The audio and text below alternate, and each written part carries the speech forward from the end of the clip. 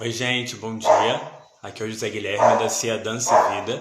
Nós estamos começando nossa primeira live, uma live chamada Dança e Papo com o Dança e Vida, sobre alguns temas. O tema de hoje é dança contemporânea. E a nossa convidada, que não é convidada, mas é da casa, é Camila Amaral. Oi! Bom dia, Tudo bem? Camila. Bom dia. Tá viva depois do Worship Day? Tô viva. Tô mais viva do que nunca. Ah, maravilha. Bom, hoje o nosso tema é sobre a dança contemporânea, especialmente falando do cenário da dança contemporânea no Brasil. Né? Tivemos algumas perguntas que foram enviadas para a gente, então a live ela vai ter a seguinte estrutura. Nós vamos conversar um pouquinho, vamos responder as perguntas que foram enviadas, né? Vai ser um bate-papo, uma troca bastante constante entre eu e a Camila. Depois a gente vai encerrar essa live, vou começar uma nova, e aí eu vou ministrar uma prática para vocês de dança contemporânea. Combinado? Então não pode sair daí, tá bom, gente? Muito Vamos bem. começar com a primeira pergunta, talvez a mais importante e a mais longa para ser respondida. O que é dança contemporânea? Você quer que eu comece? Claro, Camila, você tem mestrado Ah, em ciência da arte. Eu sou um régio oi. mestre em educação. Fala sério. Então, vamos lá. A dança contemporânea, na verdade, é um bichinho bem difícil da gente definir, da gente classificar, né?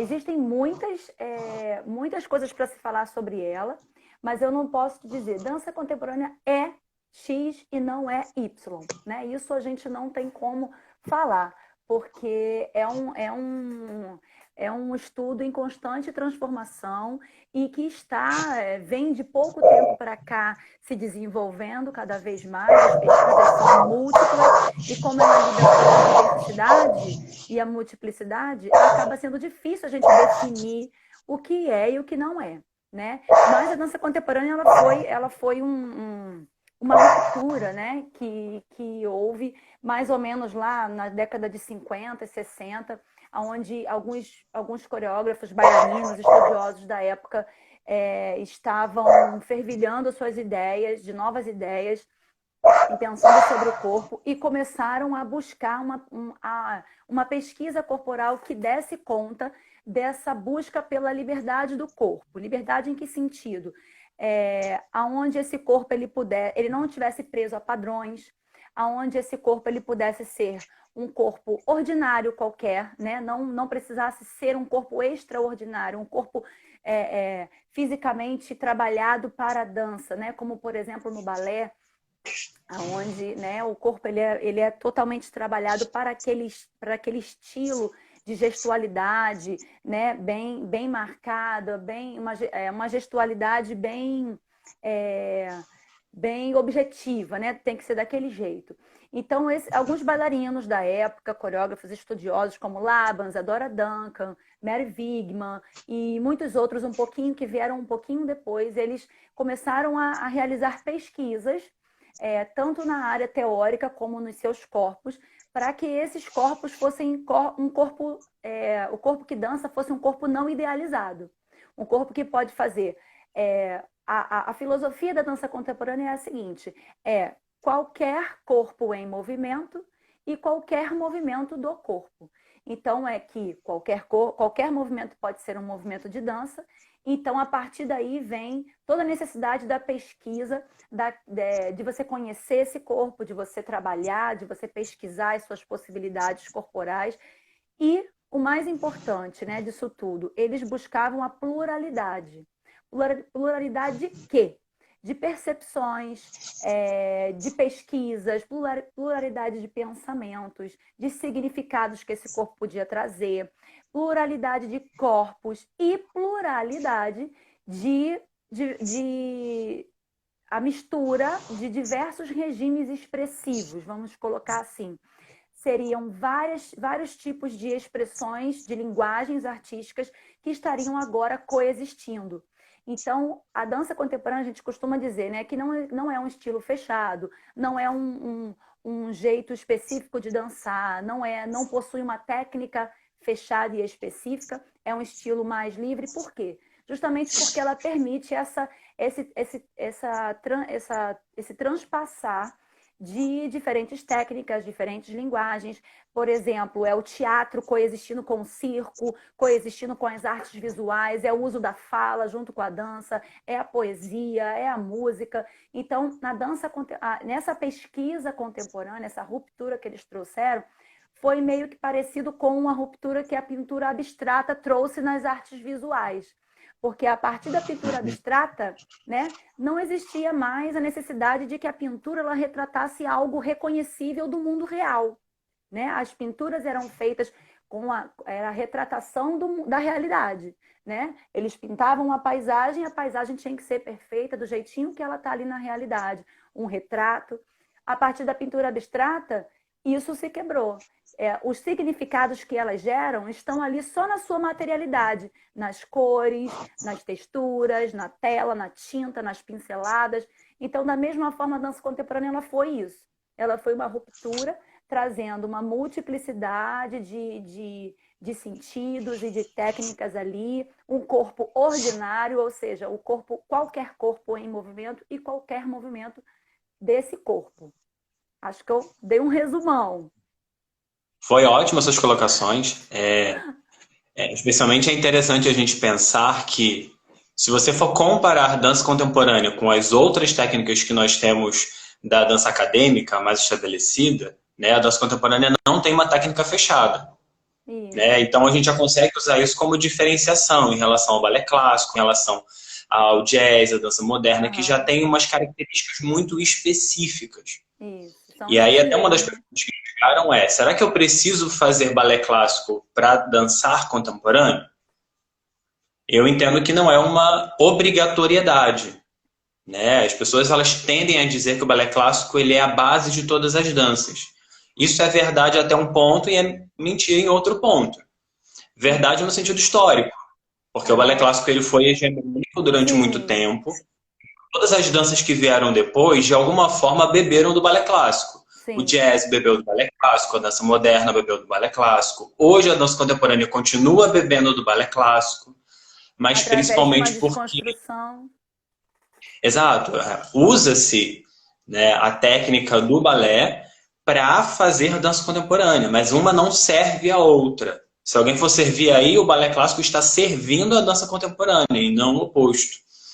Né? Mas o que aconteceu é que muita gente fazia aula de balé e aí você resolve dançar contemporâneo, então eu vou usar aquela linguagem que eu já tenho pronta no meu corpo. Né? Eu vou fazer essa pluralização que você colocou agora há pouco.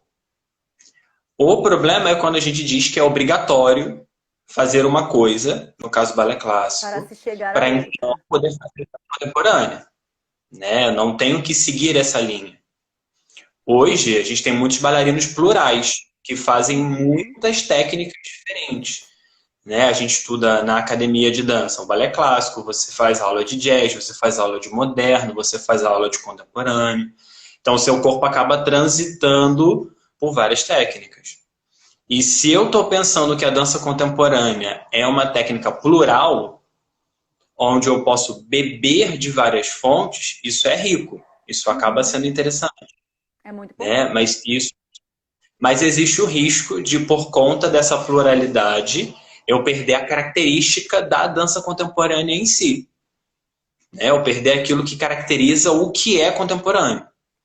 Então como que eu consigo diferenciar? Então, aí a gente cai numa questão assim, a dança contemporânea tem característica própria? Primeiro eu quero falar uma outra coisa do que você falou. Mas então, já que o balé não é a base para dançar contemporâneo, que o jazz não é a base para o contemporâneo, o que eu preciso para dançar contemporâneo, então, afinal de contas, né? O que a gente precisa é ter um corpo disponível. Ontem eu estava falando na live do seminário de dança da UFRJ, estava falando justamente sobre isso. o que a dança contemporânea trouxe de ganho, o que essas pesquisas desse pessoal lá na década de 50, 60, lá na Judson Dance Theater, Steve Paxton, Trisha Brown, Yvonne Rainer, um monte de nomes que ficaram lá pesquisando esses pensadores, qual foi a contribuição? De dizer que esse corpo que dança na cena contemporânea, ele é um corpo híbrido, ou seja, ele é um corpo misturado, ele é um corpo misturado de várias influências. Então, eu posso ter influências do balé clássico, eu posso ter influências que eu digo não é influência de pensar legal, de achar legal, influências no meu corpo, experiências corporais. Então, eu posso ter experiências corporais do balé, eu posso ter experiências corporais da dança moderna, eu posso ter experiências do circo, eu posso ter do hip hop. E na hora que eu vou fazer a minha criação em dança contemporânea, eu misturo todas essas linguagens, porque isso está no meu corpo. É a minha linguagem própria. Então, cada um que dança contemporânea vai ser diferente um do outro. E aí, esse corpo, para ele estar disponível, a gente precisa ter o domínio dele, a gente precisa conhecer, a gente precisa estudar. Então, os pesquisadores que vieram dessa época, eles deixaram um legado de que a gente precisa conhecer as possibilidades desse corpo e não colocar nele algo quadrado e fechado para que isso me sirva de base para eu dançar alguma coisa. Não, a base é o meu próprio corpo e a minha possibilidade, né, pessoal. E aí a gente entra no que você falou. Será que a dança contemporânea, então, ela tem uma característica própria dela? Eu diria para você o seguinte, a característica da dança contemporânea é justamente não precisar ter característica nenhuma. Então, assim, mas por que então, Camila, que a gente tem aula de contemporâneo? Por que a gente tem tantas companhias que a gente, quando vê dança contemporânea, a gente identifica facilmente que é dança contemporânea? Quer dizer, a gente não, né? As pessoas que estão mais acostumadas identificam. Mas por que isso? Porque ao longo da caminhada as pessoas vão optando, os pesquisadores, os coreógrafos, eles vão optando por uma linha ou outra e vão meio que falando a mesma língua. Então, alguns repertórios de movimentação acabam se repetindo, porque está todo mundo tentando pensar igual, está todo mundo tentando ir por uma mesma linha de conhecimento do corpo. Mas eu diria que a característica é você não ter um corpo, primeira coisa, não ter um corpo idealizado, então você vai ver bailarinos de contemporâneo com todos os tipos de corpos. Claro, se a gente existem companhias que seguem por uma linha mais virtuosa, por uma linha mais próxima do imaginário popular, daquilo que as pessoas compreendem como dança, então se aproximam muito do balé, se aproximam muito de alguma técnica mais fechada.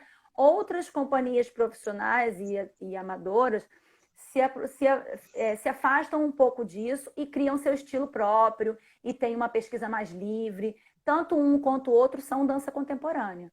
Mas as características, elas são diferentes. Por quê? Porque não há essa obrigatoriedade. Então, eu faço, por exemplo, a gente faz pêndulo, a gente faz aquelas contrações, a gente vai para o chão, usa pé descalço, tudo isso são meio que símbolos, signos que estão presentes na dança contemporânea, porque acabou fazendo parte ao longo da história, né? Das pesquisas, mas não há essa obrigatoriedade. Eu posso colocar,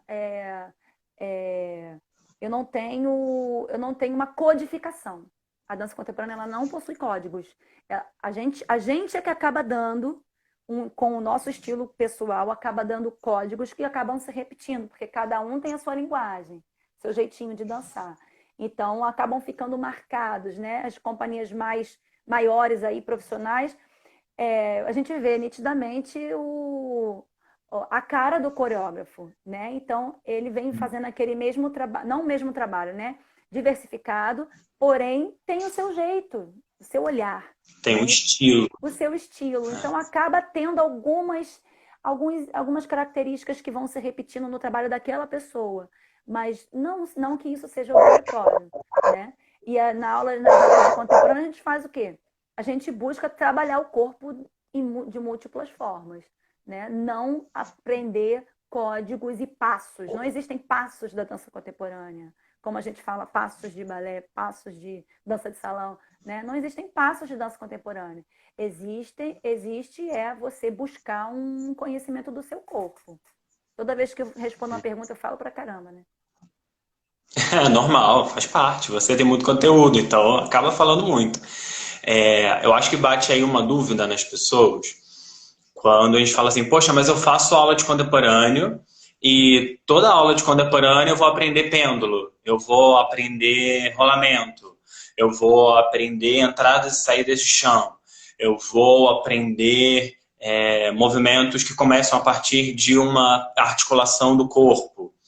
Isso a gente não chama de técnica de contemporâneo, mas são linhas de pesquisa, né? Muitas linhas de pesquisa que já se estabeleceram, porque são linhas mais antigas, né? Que vêm na década de 60 e 70, e acabou que elas foram se dispersando pelas pessoas que dançam contemporâneo.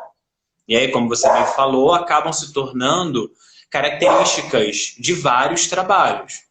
Então é muito comum essa alteração de nível, por exemplo, de eu estar dançando no chão, ir para o nível médio, nível alto, de modo muito fluido na dança contemporânea. Só que isso também já existia. O moderno tem muito trabalho de chão, especialmente Graham. Você vê uma técnica de chão bem elaborada, né? Mas o contemporâneo absorveu isso com mais força. E aí a gente vê na aula de contemporâneo o estudo desses estilos, né? Dessas linhas de pensamento, de pesquisa, que já se tornaram um pouco comuns na dança contemporânea, mas também não é obrigatório. Dependendo da pesquisa que eu estou empreendendo, eu posso fazer o pêndulo de uma forma diferente. Eu posso, por exemplo, ferir aquela ideia inicial de que o pêndulo precisa passar pelo chão. Isso é característica de uma linha de pesquisa, de uma ideia de pensamento na dança contemporânea. Mas não é uma obrigatoriedade. Então, talvez pensando nisso, como que essa ideia da pesquisa de movimento, né, que é a base que constituiu essas ideias, essas que a gente chama erroneamente de técnicas, né? Esse conjunto de passos que a gente costuma aprender nas aulas. Como que essa pesquisa de movimento faz parte da dança contemporânea? Deixa eu ver se eu entendi o que você perguntou. Né? Primeiro, assim, técnica é habilidade, né? É uma habilidade, né? É um saber fazer. Então, a gente chama tudo de técnica e às vezes a gente fica com medo de falar técnica de dança contemporânea porque acaba igualando ela à técnica do balé, técnica fechada, né? Mas não é isso. E assim, uma coisa que você falou que me chamou a atenção é assim, quando a gente faz esses exercícios numa aula de contemporâneo e que eles acabam sendo meio que... A gente sempre vai aprender a ir para o chão, a gente sempre vai aprender rolamentos e coisas... Por quê? Porque, por exemplo, quando eu faço um rolamento numa aula, eu estou aprendendo diferentes tipos de alavancas do meu corpo para ir para o chão e voltar. Isso é uma pesquisa. Então, esses exercícios, eles são educativos. São exercícios educativos que fazem parte do meu aprendizado global do meu corpo. Então, enquanto no balé eu estava estudando apenas, por exemplo, as linhas retas e algumas linhas curvas, mas a maioria reta, enquanto eu estava no balé aprendendo a jogar o meu vetor de força para cima na verticalização, agora eu preciso aprender a ir no sentido oposto. Então, qual é a melhor maneira, qual é a maneira mais fácil para aprender isso? Buscando diferentes níveis, buscando diferentes dinâmicas, buscando diferentes alavancas. Então, surgiram os exercícios de pêndulo, surgiram os exercícios de rolamentos, surgiram os exercícios de quedas e elevações, surgiram exercícios onde a respiração faz parte, né, do movimento. Então, eu acredito que eu não sei nem se eu estou respondendo a sua pergunta, mas Por enquanto está. A própria criação desses exercícios que acabam se repetindo e sendo um pouco característicos das aulas de contemporâneo, isso já é um indício da pesquisa, né? Porque o que eles começaram a fazer, por exemplo, eu citei, né, Yvonne Rainer, por exemplo, ela começou a fazer movimentos simples, movimentos das articulações, movimentos, e ela ia juntando um no outro, juntava a cabeça com mão e depois acumulava mais um. Ela tem um trabalho, né, super famoso que se chama Accumulation, que ela vai juntando movimentos simples, junta um no outro, abaixa, dobra, e da mesma forma a Trisha Brown, usando movimentos que não significam nada, movimentos normais, ordinários, né? Vamos colocar dessa forma. Então, essa pesquisa, essa forma de pensar de que os movimentos não precisam ter um significado exato, né? Que ele tem um sentido em si próprio para quem está vendo, né? Isso que gerou esse tipo de pesquisa. Então, nós vamos desconstruir essa verticalidade como? Indo para o chão. Vamos desconstruir a leveza que o balé quer mostrar. Como que a gente vai desconstruir isso? Colocando uma intensidade de força maior. Tudo é uma questão de você pensar maneiras diferentes de fazer a mesma coisa ou inventar coisas novas, né? Mas todo professor de contemporâneo ele tem que se cuidar para não cair na mesmice, né? Para não ficar ensinando as mesmas coisas, sem dar para o aluno material para que ele busque novas possibilidades. Então, eu, pelo menos, acredito nas aulas de dança contemporânea que possuem bastante improvisação, que possuem bastante laboratório de criação, onde você vai experimentar coisas novas. Não só uma aula onde você reproduz sequências, porque senão não adianta. É o corpo do outro sendo imposto no meu corpo, que nem sempre eu vou conseguir reproduzir. Você está anotando as perguntas? Que eu vi uma aqui interessante e acabou passando. Você está anotando? Eu estou pegando elas. É porque algumas vezes a gente está respondendo elas dentro da nossa própria fala. Pois E aí eu não estou me referindo exatamente a elas. Tem a primeira que foi feita aí, eu vou colocar para a gente responder daqui a pouco, só para a gente não perder a nossa linha de raciocínio. Tá. Do que você falou agora, sobre a ideia de pesquisa de movimento, eu acho que vale a gente gastar um pouco mais de tempo nisso. Porque a pesquisa de movimento ela acaba sendo a base para a gente construir algo em dança contemporânea. Se nós estamos montando alguma coreografia ou um espetáculo, o primeiro processo, o primeiro momento é o momento da pesquisa. É o momento onde eu vou pensar os caminhos que eu quero seguir, eu vou pensar as possibilidades que eu quero explorar, vou explorar o máximo possível, como você comentou, a ideia de laboratório, que é isso, né? A gente explorar possibilidades corporais dentro de uma determinada ótica, dentro de uma determinada intenção, e depois selecionar o que ficou interessante para construir a minha coreografia. Portanto, a base da criação em dança contemporânea é a pesquisa de movimento. É gastar tempo, gastar com você individualmente, mas também é muito legal a construção em equipe, pesquisando movimentos ou ideias ou perspectivas específicas que você pretende usar no seu espetáculo. Às vezes a gente já começa a pesquisa com uma ideia fechada. Por exemplo, vamos ao exemplo do espetáculo Oferta. Hoje a aula eu vou dar um trechinho de uma coreografia adaptada do Oferta para o pessoal. Ó a responsabilidade, legal, hein? Quando a gente criou algumas sequências, já tínhamos uma ideia fechada. Por exemplo, trabalhar com a peneira. Então nós fomos explorar ali movimentos que poderiam ser feitos com uma peneira, aquela peneira de obra tradicional, para representar uma coisa específica, que naquele caso era o trabalho de colheita, o lidar com o produto do milho, com as sementes do milho. Então, dentre as ideias, nós criamos uma sequência onde a peneira tinha que ficar sempre na horizontal, onde ela não podia em nenhum momento virar, em nenhum momento ir para a vertical, ela tinha que ficar aqui. E aí nós gastamos tempo pesquisando quais movimentos seriam possíveis com a peneira nessa posição. E aí criamos sequências.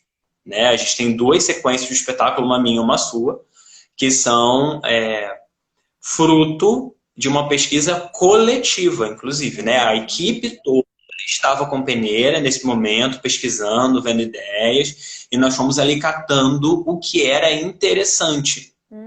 E aí nós fizemos a composição dessa parte da coreografia, dessa sequência. Por isso a importância do processo de pesquisa, desse tempo de laboratório, né? Que aí eu penso ser essa uma das melhores características da dança contemporânea. Como ela não tem uma técnica puxada, ela tem a obrigatoriedade, ou pelo menos o pressuposto da pesquisa de movimento. Até para que ela possa achar aquilo que é interessante e que é diferente do comum. Né? Já que a dança contemporânea tem muito essa ideia de sair do lugar comum, de ver novas possibilidades. Mas só vai encontrar possibilidades se eu pesquisar essas possibilidades. Exatamente. Agora, falando isso, sobre esse processo de criação, de pesquisa na dança contemporânea. Tá. O processo, primeira coisa que o processo de criação na dança contemporânea ele está baseado no corpo, né? Ele não está baseado em nada mais além disso. A pesquisa de dança contemporânea é uma pesquisa que inicia no movimento do corpo, né? Claro, existe um tema? Existe um assunto do qual eu quero falar, existe talvez ideias, existem músicas que possam estar trazendo uma inspiração, enfim. Porém, o foco sempre vai estar no corpo. E aí, eu quero até dar uma fala para gerar uma certa polêmica. Porque, assim, a gente, você falou, né, que a gente nessa sequência do Oferta, a gente precisava falar sobre um certo assunto e a gente foi pesquisando e tal, tal. O espetáculo todo, Oferta, a gente está representando algo muito específico, mensagens muito específicas, né? Cada cena tem um significado, mas isso não significa que os nossos movimentos estavam retratando ipsiliteri, né? Literalmente, narrativamente, aquela história que nós queríamos fazer referência, aquele assunto que a gente queria fazer referência. E aí, como é que a gente vai fazer para inserir, né, essa ideia da pesquisa da dança contemporânea dentro da arte cristã, né? Vamos colocar assim. Por que eu estou falando isso? Porque os processos de pesquisa e de criação dentro da filosofia da dança contemporânea, eles trazem para a gente que o movimento, a cena, tudo que está presente na cena, não necessariamente ela precisa ser literal, né? Não necessariamente ela precisa ter uma expressão... o que a pessoa o que o público vai entender não necessariamente vai precisar ser o que foi pretendido se falar. Tá dando para entender o que eu quero dizer? O movimento, ele sempre nasce de um impulso interno, de uma intenção. Isso a gente vê desde Laban falando isso para nós.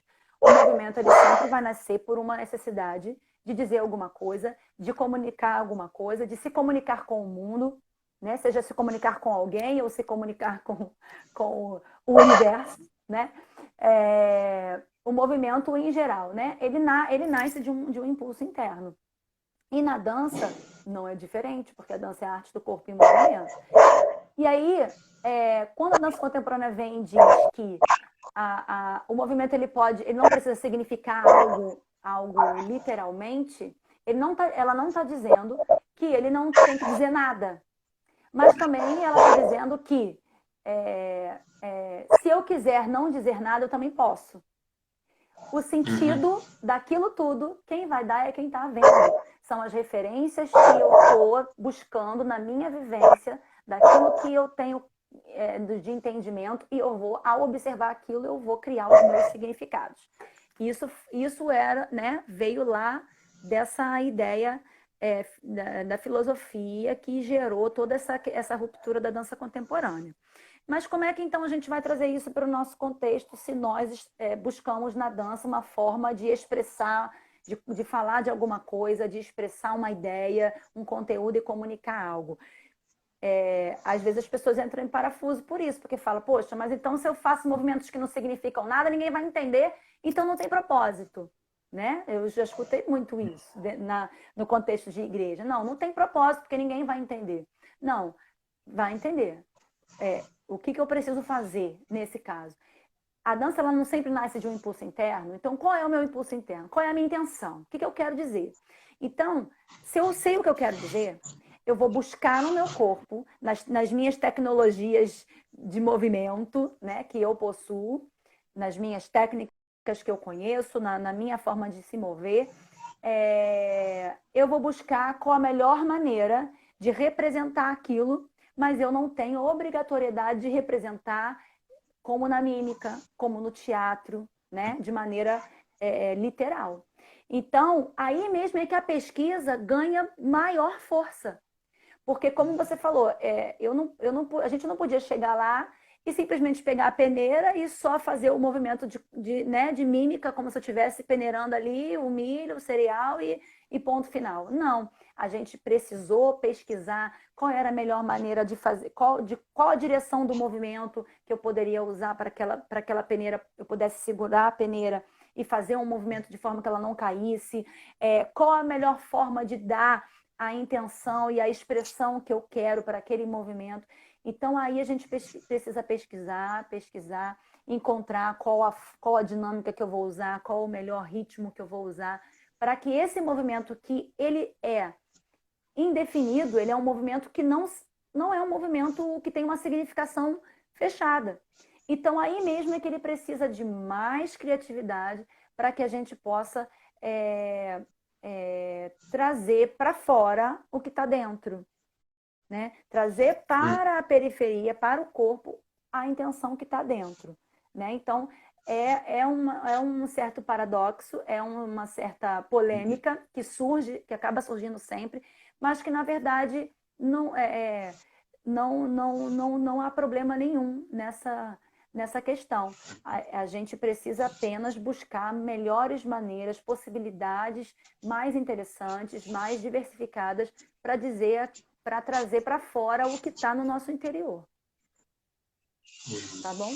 O que você falou geralmente faz as pessoas pensarem, né? Geralmente as pessoas pensam que a dança é igual à linguagem estruturada que nós temos, igual a uma língua como o português, o inglês, onde se na minha língua cada palavra tem um significado fechado, quando eu transfiro para o movimento, cada movimento ele tem que representar uma coisa específica, né? Isso é verdade quando eu estou falando de Libras. Isso é verdade quando eu estou falando de gestualização, mas não é verdade quando eu estou falando de dança. Não é verdade absoluta. Para algumas danças isso acontece. Né? A dança indiana, por exemplo, né?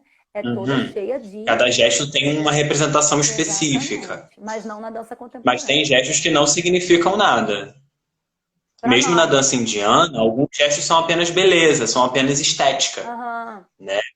Claro que não é a estrutura principal. A estrutura principal são de gestos com sentidos específicos, inclusive direcionado a deuses ou a elementos da natureza e por aí vai. Né? A nossa dança, especialmente o que a gente costuma fazer no cotidiano, enquanto dança acadêmica, ela foge um pouco desse sentido. Né? E aí eu, enquanto pessoa que trabalha com discurso, eu posso dizer que até essa comparação ela é muito errada. Porque nós temos a ideia de que se eu estou falando a palavra árvore, você está entendendo que eu quero dizer árvore. Mas qual árvore? Qual é a imagem de árvore que você tem? O que árvore significa para você? Que emoções árvore gera em você? Eu não tenho controle disso. Né? Então, na hora da fala dessa linguagem verbal que nós costumamos dizer que ela tem um sentido fechado, que ela tem aquele sentido de dicionário, que é um sentido muito fechadinho, isso não é verdade. Porque cada palavra ela pode ter múltiplos sentidos, dependendo de como eu organizo a frase, dependendo de como eu vou colocar a intenção da minha voz, dependendo até mesmo da expressão corporal que eu uso para falar junto ao que eu estou dizendo. Então, essa estabilidade do sentido, ela é ilusória, mesmo na linguagem escrita ou falada. Uhum. Só que na dança isso fica ainda menos evidente, né? Eu tenho quase que possibilidade nenhuma de fechar o sentido para as pessoas que estão assistindo. Então o sentido ele é muito abstrato, né? O Uhum. sentido ele é muito aberto.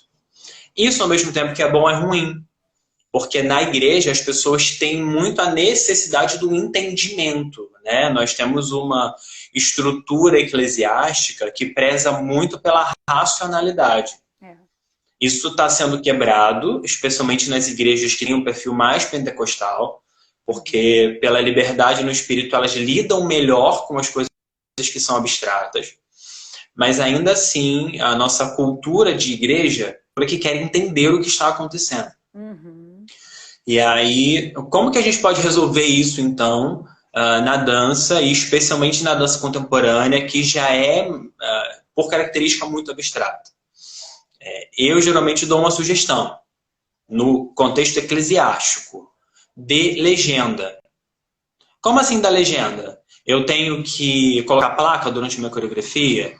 Eu tenho que colocar cartaz?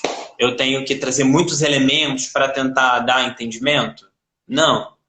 Mas eu posso, por amor às pessoas que estão assistindo, por entender essa limitação, até mesmo por questões culturais do brasileiro, que tem pouca vivência com a arte, então tem dificuldade em entendê-la, eu posso dar um norte para as pessoas. Uhum. Exemplo do espetáculo Oferta. Cada coreografia do Oferta trata de um sentido específico, né? Ela trata de uma parte da revelação bíblica que fala da volta de Jesus.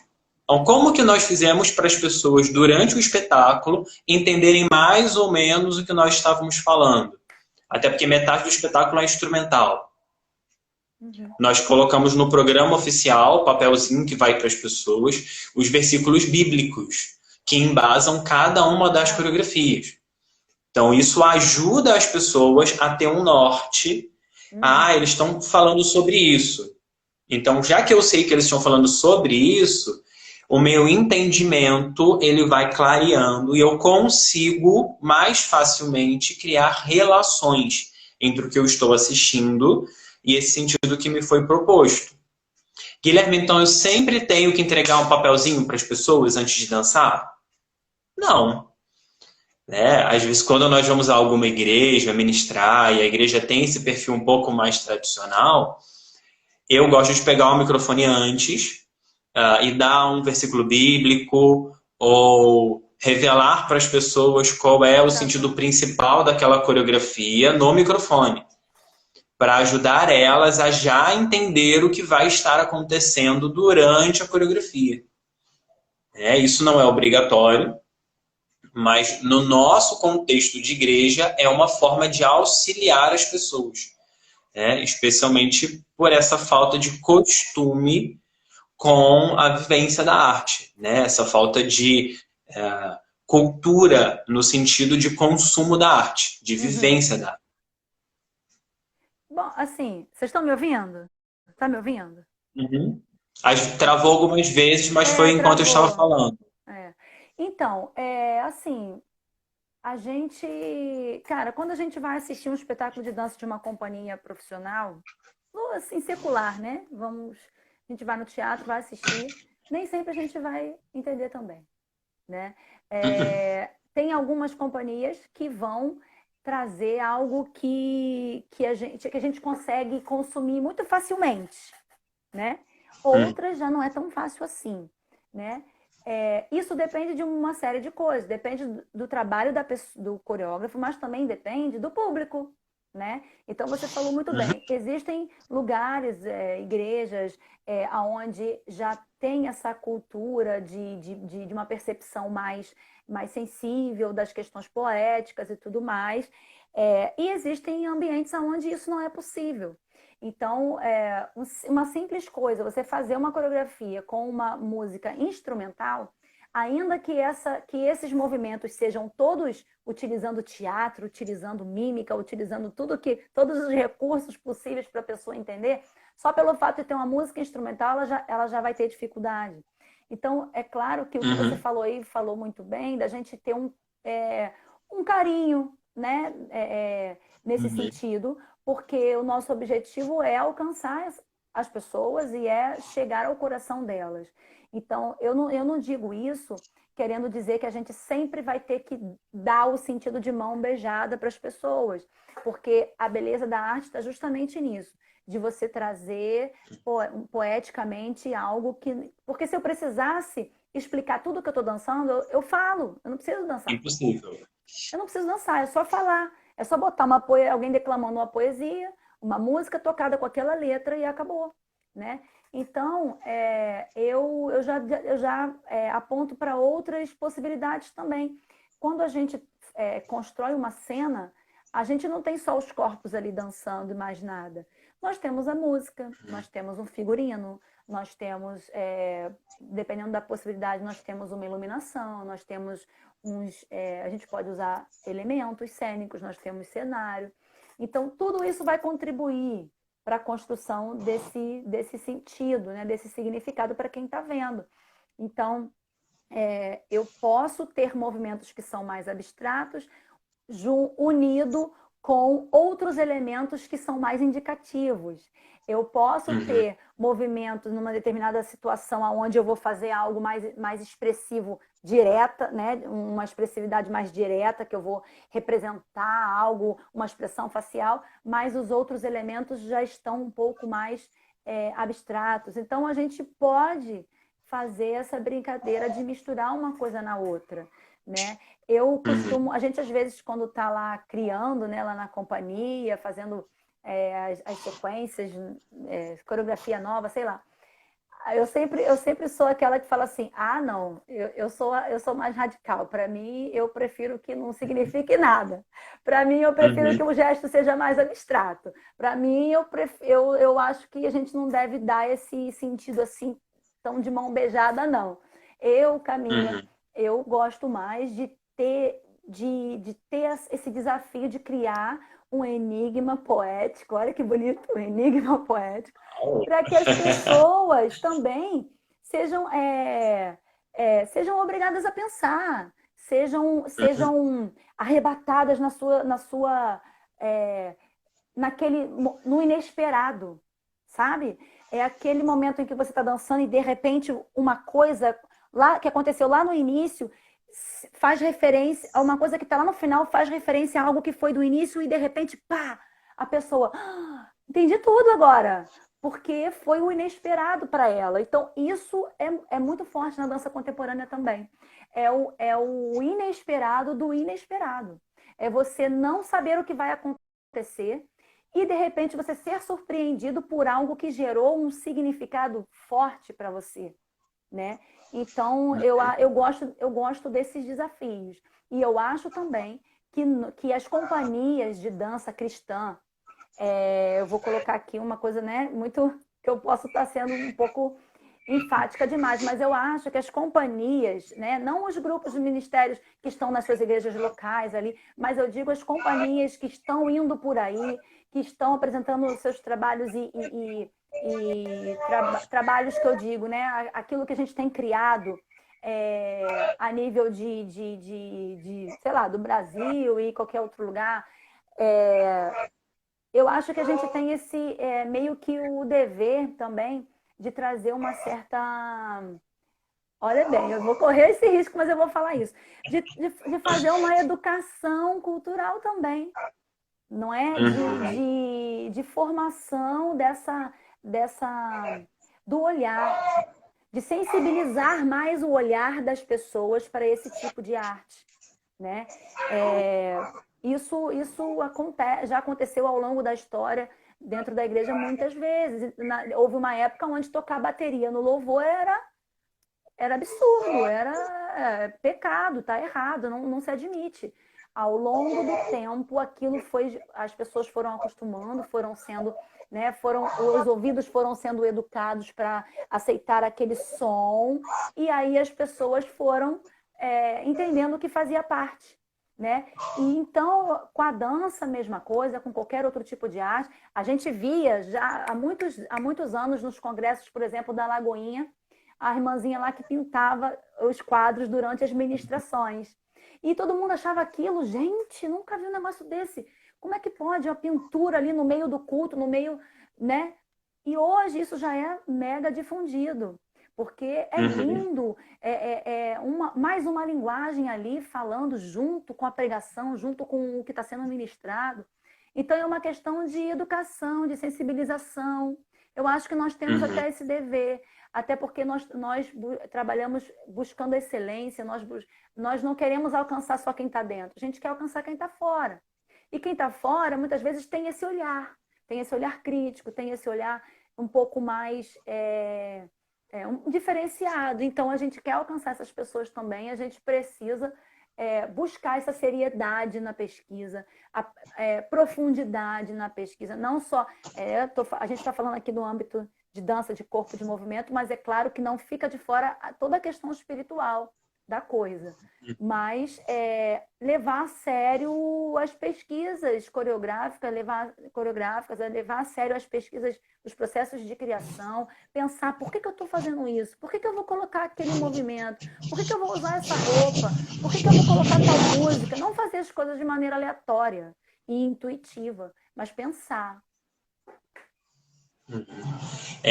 Vale a gente fazer a diferenciação aí entre o trabalho que é realizado pelas companhias cristãs, né, que é um grupo hoje que, graças a Deus, no Brasil tem crescido, que são grupos que têm um perfil profissional, ou seja, que trabalham com a ideia de excelência, que investem na técnica para poder dançar, né, e utilizam a dança como linguagem para cumprir o seu ministério, porém indo a lugares que talvez o Ministério de Dança regular da igreja não entraria, porque carece da técnica.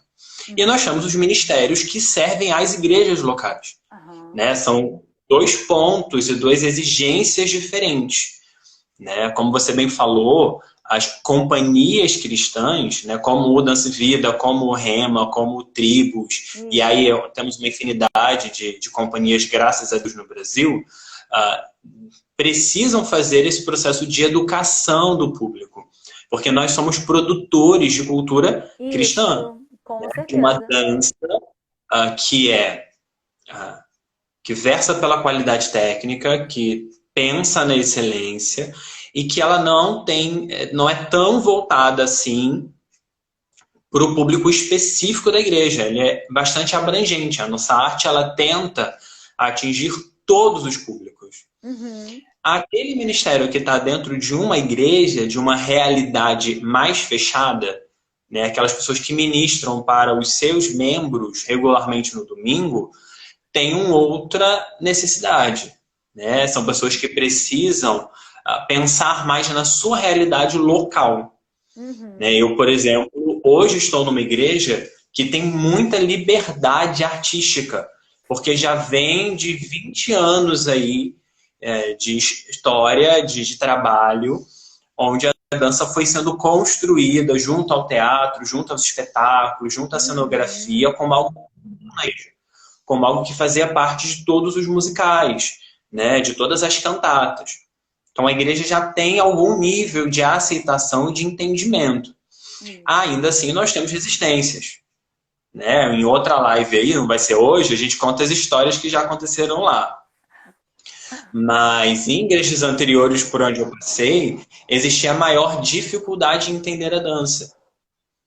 Tanto pela característica dos membros, quanto pela história da própria igreja. E aí esse cuidado com o sentido se torna maior. Então cabe a gente ter sabedoria de qual é o público que nós estamos trabalhando. Às vezes uma coreografia que eu monto para um evangelismo, ela pode ter um olhar. A coreografia que eu vou montar para ministrar domingo à noite tem um olhar completamente diferente. Sim. Então vale esse feeling, né? Dentro do repertório da companhia, nós temos músicas que a gente brinca, que são músicas igreja, são músicas voltadas para ministrar as pessoas, que tem uma linguagem muito clara. E nós temos músicas que são estratégicas, coreografias que têm um nível técnico mais forte, que tem uma mensagem, às vezes, nem tão literal assim, mas que são nossa estratégia de entrada especialmente para lugares onde a dança, como cristã, né, na ótica que a gente costuma pensar quando se fala de dança na igreja, não entraria. Uhum. Né? E aí nós temos uma necessidade técnica, uma necessidade de expressão, uma necessidade de roteiro diferente.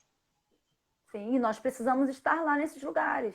Nós, Uhum, como artistas cristãos, nós precisamos estar nesses lugares, que são lugares de influência, né? uhum. Para nós sermos influência, né?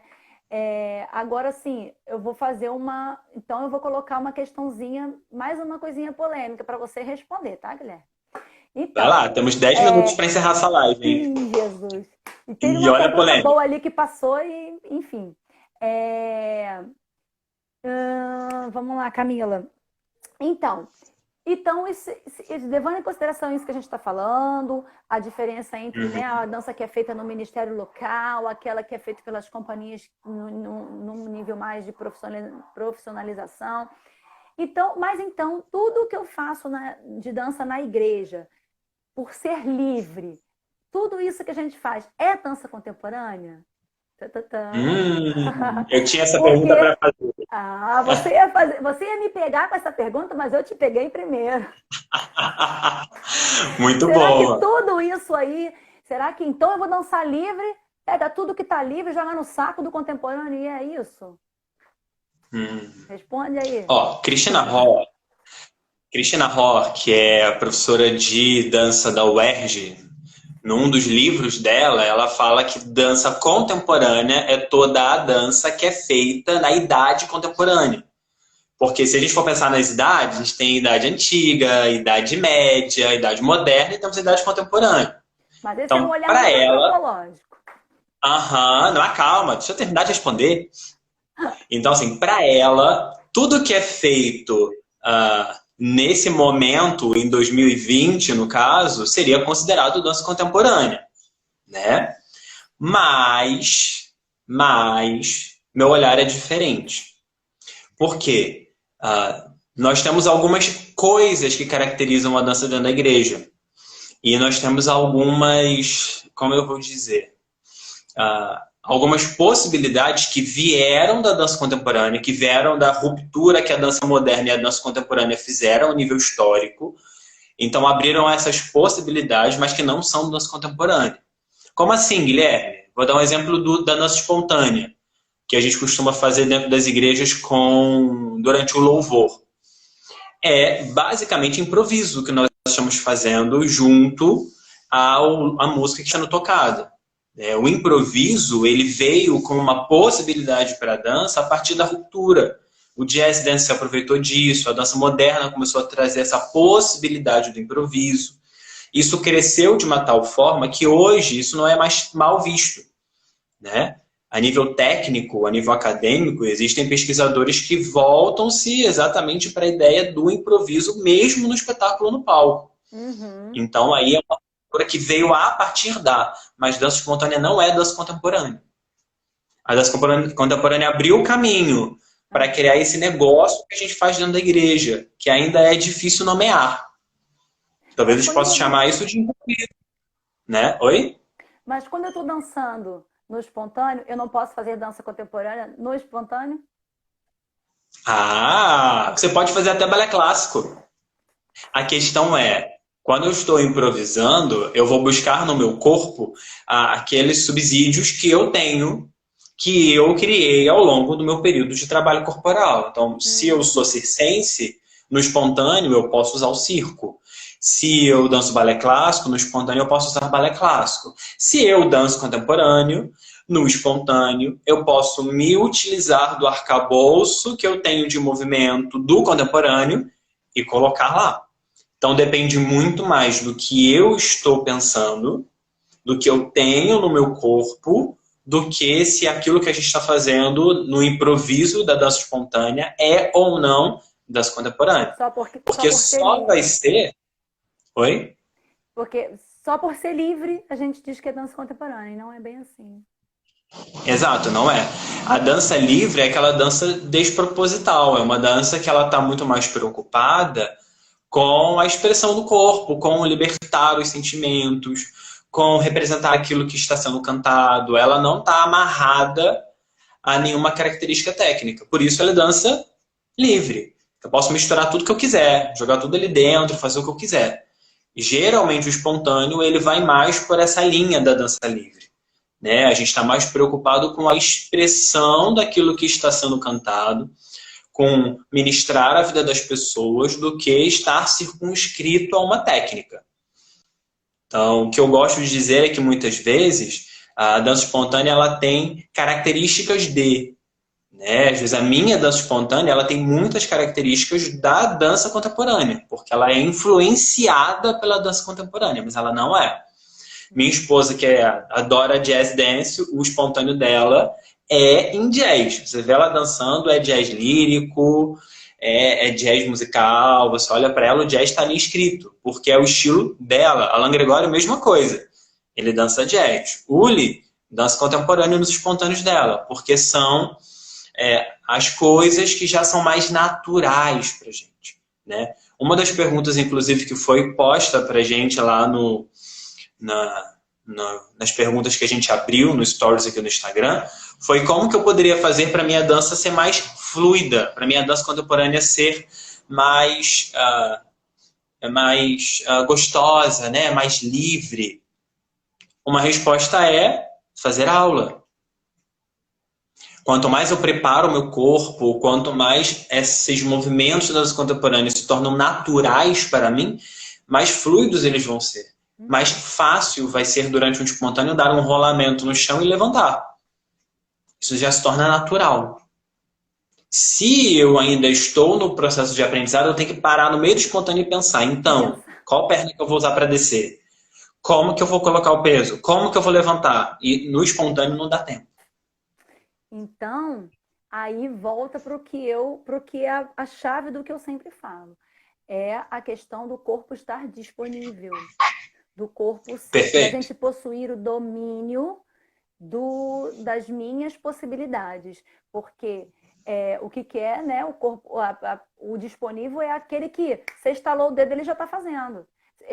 Você já sabe de onde tirar. Você já sabe qual gaveta abrir para pegar o que você precisa.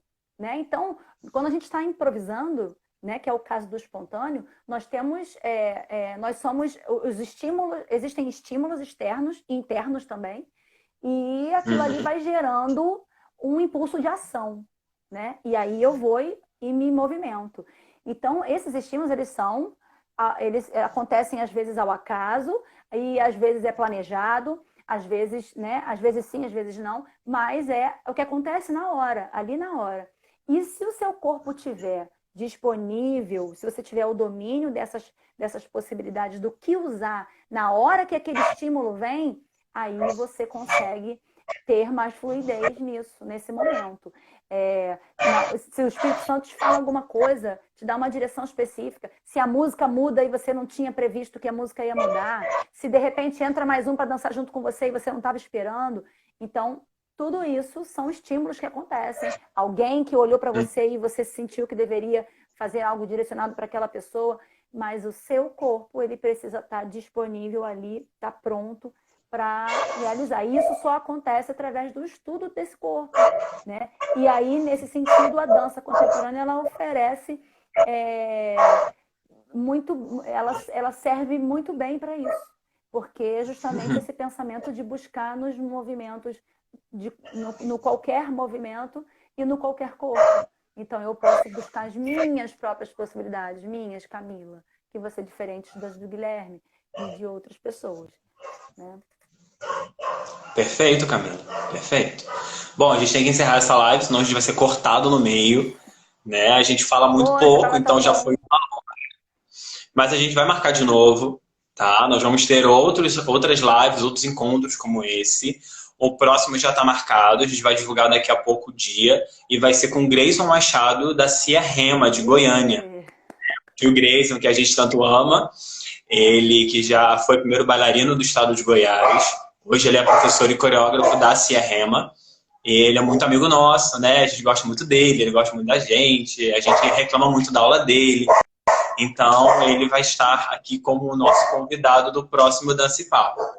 E agora a gente vai encerrar essa live, vou começar uma nova, porque eu vou dar agora uma aula de dança contemporânea para vocês, Isso ok? aí. Então se preparem, voltem, porque no final tem desafio. Até já, gente. Obrigado, Camila. Beijo, tchau, tchau.